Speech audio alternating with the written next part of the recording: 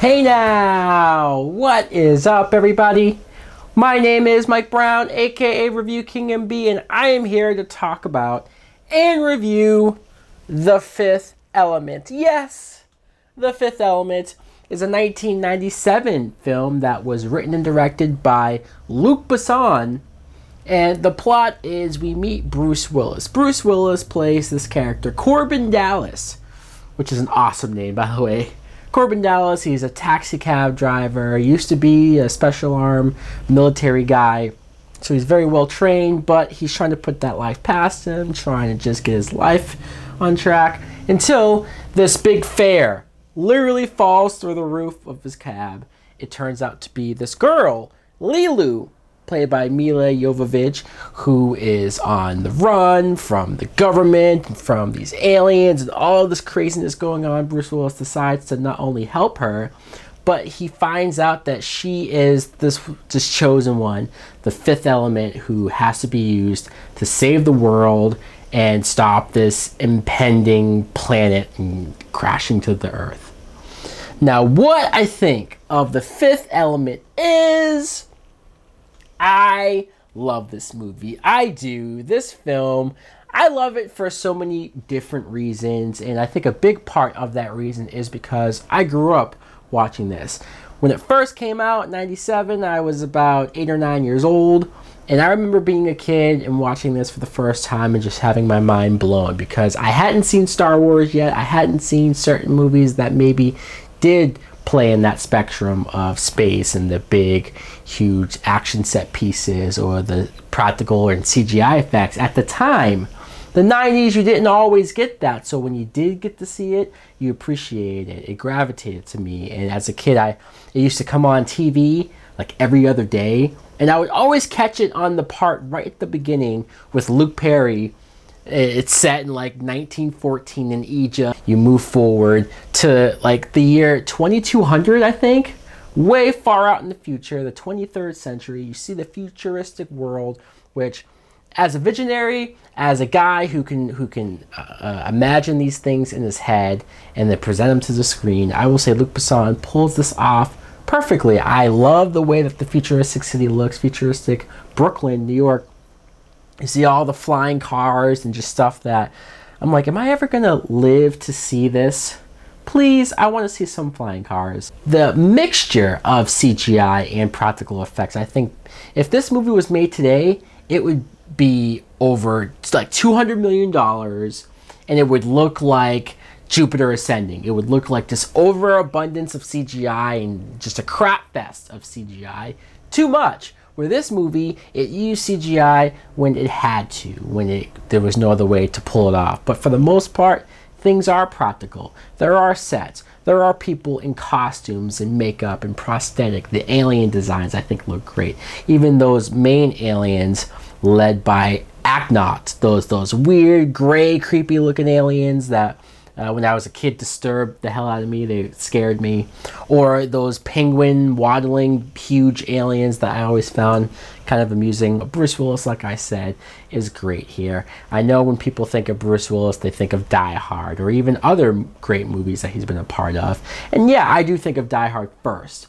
But I have to admit, this is the first Bruce Willis movie that I ever saw.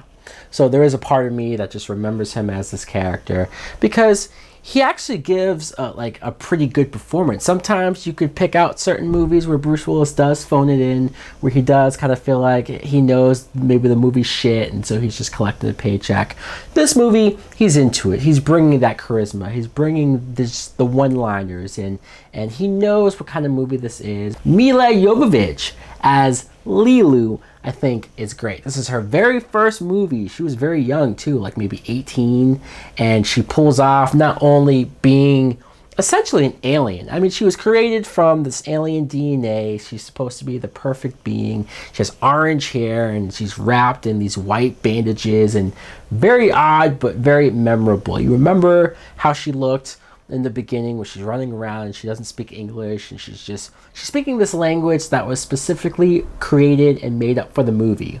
It's not like when an actor has to learn Spanish or learn a language that really exists. No, they're learning something that doesn't even, it's not real. And she has that naive cuteness to her to where you buy why Bruce Willis does end up falling in love with her. Gary Oldman plays Jean-Baptiste Emmanuel Zorg. Zorg is the villain, essentially. He's this big head honcho guy. He has this huge tall building with his name on it, so you know he's important. He's kind of one of those the evil, corrupt, business-like guys, but his outfit's insane. His hair, he's very futuristic. Gary Oldman puts everything into this. He's one of those actors that he's a serious actor.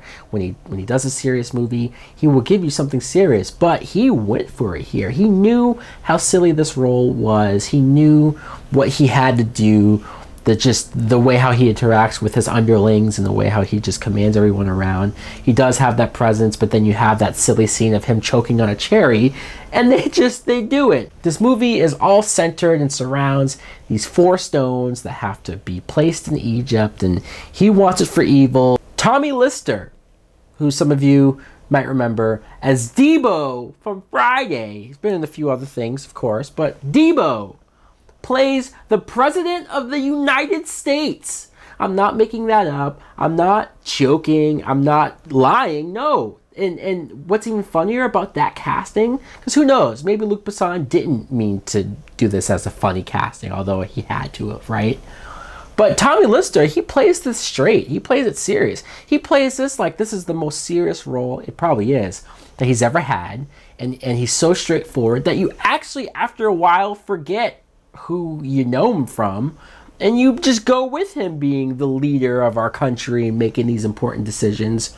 Ian Holm, who I'm sure most people know from movies like Lord of the Rings or The Hobbit, or even that original Alien movie. And yes, I know him from those movies as well, but I always think of him as Father Cornelius in The Fifth Element. But I have to talk about the Blue Diva, the Blue Alien. There's this play, this operatic like play where this alien comes on stage and she just starts singing.